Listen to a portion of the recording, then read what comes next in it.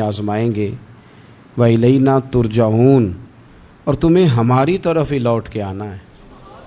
پہلے کہا ہر نفس نے موت کا ذائقہ چکھنا ہے، آخر میں فرمایا کہ تم ہماری طرف ہی لوٹ کے آؤ، اور بیچ میں کیا فرمایا وَنَبْلُوكُمْ بِالشَّرِّ وَالْخَيْرِ فِتْنَةً، ہم تمہیں برائی کے ساتھ بھی آزمائیں گے، بھلائی کے ساتھ بھی آزمائیں گے، صحت دے کے بھی آزمائیں گے، بیماری دے کے بھی آزمائیں گے۔ نرا زوالی آزمائش نہیں ہوتا، عروج بھی آزمائش ہوتا ہے۔ نری بھوک کی آزمائش نہیں ہوتی، زیادہ پیسے بھی آزمائش ہوتے ہیں۔ انسان کے لیے صرف اس کا کمزور جسم ہی آزمائش نہیں ہوتا، اس کا طاقتور وجود بھی آزمائش ہوتا ہے۔ فرمایا ہم تمہیں آزمائیں گے، بس خیال رکھنا کہ وَإِلَيْنَا تُرْجَعُونَ، لوٹ کر تمہیں ہمارے پاس ہی آنا ہے۔ اور میرے نبی پاک صلی اللہ تعالیٰ علیہ وآلہ وسلم ارشاد فرماتے ہیں رب جب کسی قوم سے محبت کرتا ہے تو انہیں آزمائش میں مبتلا کر دیتا ہے۔ پھر فرمایا اگر وہ اس پر صبر کریں، اللہ کی قضا پہ راضی رہیں، تو پھر اللہ بھی ان سے راضی ہو جاتا ہے، اور اگر وہ ناراضگی کا اظہار کریں کہ یہ مصیبت کیوں آئی تو پھر اللہ بھی ناراض ہو جاتا ہے۔ اللہ تبارک و تعالی ضرور آزمائے گا، خیر کے ساتھ بھی اور پریشانی کے ساتھ بھی۔ انسان پریشان اس وقت ہوتا ہے کہ جب وہ محنت کرتا ہے تو وہ کہتا ہے نتیجہ میری مرضی کا آنا چاہیے، یہ اس کا سب سے بڑا نقصان ہے۔ آپ رزلٹ کبھی اپنی مرضی کا نہ مانگیں، یہ دعویٰ ٹھیک نہیں۔ بہت سارے لوگوں کو جانتا ہوں جو کہتے ہیں میں بندہ بھی ٹھیک ہوں بھی دیانتدار، محنت بھی بڑی کرتا ہوں، توجہ بھی میری پوری ہے، پر پھر بھی معاملہ صحیح کیوں نہیں ہوتے؟ تو میں کہتا ہوں پہلی باتیں ساری ٹھیک تھیں، آخری والی غلط ہے۔ اس لیے کہ محنت آپ کریں ساری، پر بندے نے رہنا تو بندہ ہی ہے نا۔ ساری محنت کر کے آپ کبھی اس نقطے کو سمجھ جائیں نا کہ 950 سال نبیوں نے تبلیغ کی، ہزار سال انبیاء نے تبلیغ کی، انبیاء نے، رب کے تربیت یافتہ لوگوں نے تبلیغ کی، 2 لوگوں نے کلمہ پڑھا، 4 لوگوں نے کلمہ پڑھا، لیکن میں آپ کو دیانتداری سے بتاتا ہوں کہ وہ کامیاب ہو کے گئے دنیا سے۔ انبیاء کامیاب ہوئے، کیوں؟ اس لیے کہ رب نے انہیں کہا تھا جا کے پیغام دینا ہے، یہ نہیں کہا تھا کہ بندوں کا بدلنا بھی ضروری ہے۔ ہمارے بچے پتہ کیا کرتے ہیں؟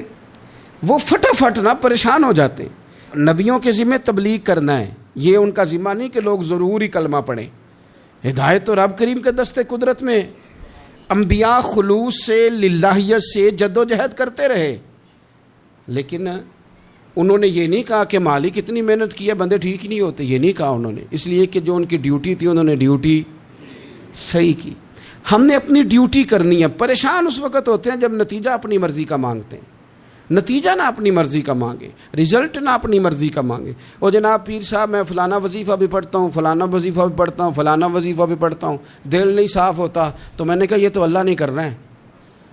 آپ ڈیوٹی کریں، آپ کام کریں جو آپ کے ذمے لگایا گیا ہے، اس میں وہ قضا نہ کریں آپ، باقی اللہ تعالیٰ کرم نوازی فرمائے گا۔ دیکھیں ایک بادشاہ تھا، اس کی سلطنت میں نا وہ قوم بنانا چاہتا تھا۔ ہمارے بادشاہ، ہمارے حکمران قومیں نہیں بناتے، لوگوں کو اپنے حق میں قائل کرتے ہیں۔ اس لیے کبھی بھی ہمارے ملک میں قومی سوچیں عام نہیں کی جاتی، ذاتی سوچیں عام کی جاتی ہیں، ملی باتیں نہیں کی جاتی، ذاتی باتیں کی جاتی ہیں۔ وہ چاہتا تھا کہ میری قوم بن جائے۔ اس کا ایک ہیرا سلطنت میں سے گم ہو گیا، تو اس نے اعلان کیا، اس نے کہا کہ جو بندہ ہیرا تلاش کر کے لائے گا اسے انعام دوں گا۔ ساری قوم نکل کھڑی ہوئی ہیرا تلاش کرنے پر، ادھر بھی لوگ گئے، ادھر بھی لوگ گئے، خشکیوں میں، دریاؤں میں، جہاں جہاں جس کی پہنچ تھی، جنگلوں میں، وادیوں میں، گھروں میں، بستیوں میں لوگوں نے ڈھونڈا۔ ساری قوم ایک ہیرا تلاش کر رہی ہے۔ بالآخر سب لوگ جمع ہو گئے ایک میدان میں۔ ایک بندہ اوپر چڑھا، بادشاہ کے پاس، وہ اونچی جگہ پہ کھڑا تھا۔ اس نے کہا جناب یہ ہیرا مل گیا ہے۔ اب جب ایک کو ہیرا مل گیا تو باقیوں کے چہرے اتر گئے کہ یہ کامیاب ہوا، ہم ناکام ہوئے۔ بادشاہ چونکہ ان کی تربیت کے لیے یہ کام کر رہا تھا، اس نے کہا تمہارا کیا خیال ہے کہ اس ہیرے کے بغیر میرا گزارا نہیں تھا؟ کہ تمہارا کیا خیال ہے کہ ہیرا میری سلطنت سے نکل گیا تو مجھے زوال آ جائے گا؟ اس نے کہا یہ تو ایک ہیرا ہے۔ اٹھا کے پھینکا، دیوار کے ساتھ لگا، ہیرا ٹوٹ گیا۔ اس نے لوگوں سے کہا تمہارے چہرے اترے ہوئے ہیں، میں تمہیں ایک بات سمجھانا چاہتا ہوں، ہیرا ایک ہی تھا، ایک ہی بندے کو ملنا تھا۔ میں نے انعام کا اعلان تو یہ کیا تھا نا کہ جو ہیرا ڈھونڈ کے لائے گا اسے انعام دوں گا، لیکن اب میں تمہیں بتاتا ہوں کہ میں تم سب کو انعام دوں گا، اس لیے کہ ہیرا ایک تھا، ملنا ایک کوئی تھا، سب کو مل سکتا نہیں، لیکن انعام اس لیے سب کو دوں گا کہ ہیرا ڈھونڈنے پر انعام نہیں دے رہا، میں کوشش کرنے پہ انعام دے رہا ہوں کہ تم نے کوشش تو کی، تم نکلے تو صحیح، جدوجہد تو کی۔ کچھ لوگ کہتے ہیں کہ ہمیں ہیرا مل بھی جائے، اور خدا کے بندے ہیرا ایک ہے، ہیرا ملنا کمال نہیں، محنت کرنا کمال ہے۔ ہم نہ تیار نہیں ہوتے، اللہ فرماتے ہیں میں نے آزمانا ہے، میں نے آزمانا ہے، تم نے سفر جاری رکھنا ہے، لیکن یہ ضرور یاد رکھنا کہ وَإِلَيْنَا تُرْجَعُونَ، لوٹ کے تمہیں میرے پاس ہی آنا ہے، تم نے لوٹ کے ادھر آنا ہے، اس بات کو ذہن میں رکھنا۔ حضرت عبداللہ بن عباس رضی اللہ تعالیٰ عنہ اس حدیث کے راوی ہیں، المعجم الکبیر کی یہ حدیث ہے۔ اللہ کے پیارے رسول صلی اللہ تعالیٰ علیہ وسلم ارشاد فرماتے ہیں کہ جس بندے کو 4 چیزیں مل گئی نا، اسے اللہ تعالیٰ نے دنیا اور آخرت کی بھلائیاں عطا فرما دی۔ 4 چیزیں جس شخص کو نصیب ہو گئی۔ یا رسول اللہ کون سی؟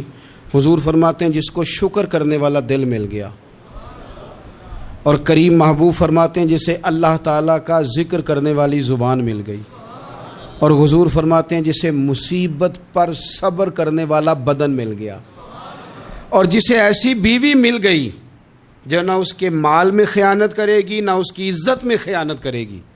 جسے یہ 4 چیزیں مل گئیں وہ خوش نصیب ہے، دنیا بھی بن گئی، آخرت بھی بن گئی۔ کامیابی صبر آ جانے کا نام ہے، کامیابی شکر حاصل ہو جانے کا نام ہے، کامیابی میرے عزیز یاد رکھ لیں کہ انسان اللہ کے ذکر میں لگ جائے تو اس کا نام ہے کامیابی۔ ہم نے کس کو سمجھ لیا؟ اپنی زندگی میں ایک تو محنت کریں، نتیجہ اللہ پہ۔ دوسری بات، امیدیں ذرا چھوٹی وابستہ کریں، لمبی نہ بنائیں۔ ایک ہے منصوبہ سازی کرنا مستقبل کی، وہ غلط نہیں۔ میرے نبی پاک علیہ السلام کا